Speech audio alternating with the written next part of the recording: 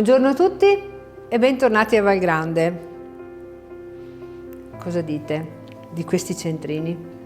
Belli, vero?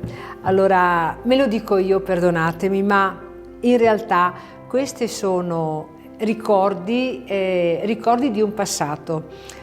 In una cassapanca qui a Valgrande questa settimana ho trovato tutte queste meraviglie. Sono tutti pezzi unici, perché se controlliamo non ce ne sono due uguali, e sono tutti pezzi realizzati e preparati a mano. Qualcuno da mia nonna, qualcuno da una zia, qualcuno dalla vicina di casa che per trascorrere le giornate si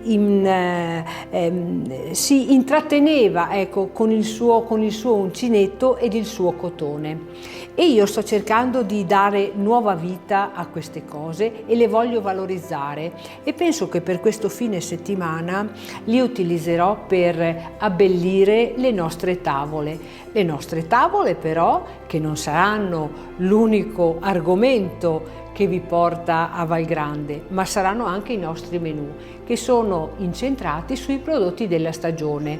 Stiamo preparando infatti piatti a base di funghi, piatti con le zucche, piatti con i primi radicchi provenienti dagli orti locali, e stiamo realizzando anche i dolci. Abbiamo già iniziato a preparare il dolce con la farina di castagne.